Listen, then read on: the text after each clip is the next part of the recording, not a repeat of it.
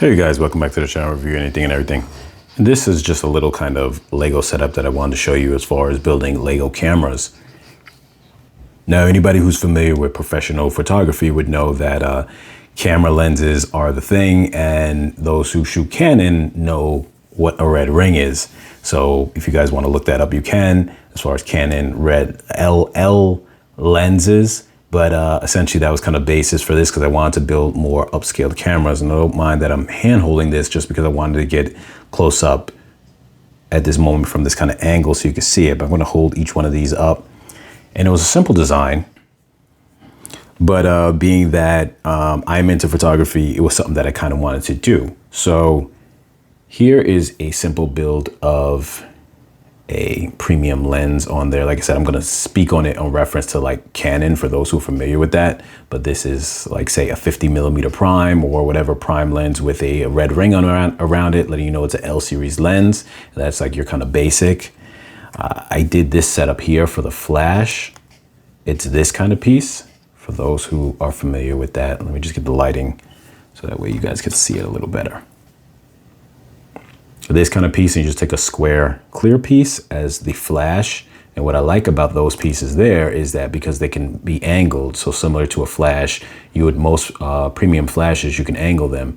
So I thought that was a nice look right there with maybe a L series zoom lens or even a prime lens that's a little longer, professional lens for lack of a better word for those who are not familiar. And then in Canon, their telephoto lens for long reach they call them white lenses, but they have a cream color. And this was to simulate that with the large zoom ring in the middle and the red ring for the L series notation. And I used black at the tip because it would cover up that because I didn't want to use a clear piece because then you'd see red through it. And normally the red is just a ring. It's not, you know, in the front. So I did it like that. Once again, this has a flash on it. Now this one right here, I took that same piece, but now I mounted it upside down. Instead of the square piece being up, I use the square pieces at the bottom and the round pieces going through it, the barrel. And this is a tripod mount for the lens. So I thought that was a nice look there.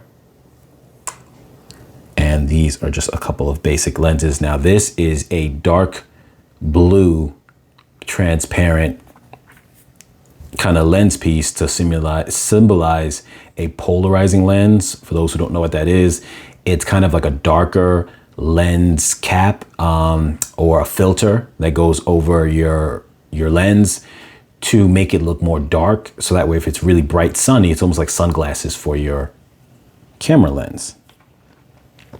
And here's just your kind of standard lens and your standard small lens. Or you could just take that clear piece and put it straight on the camera too, and that's an option.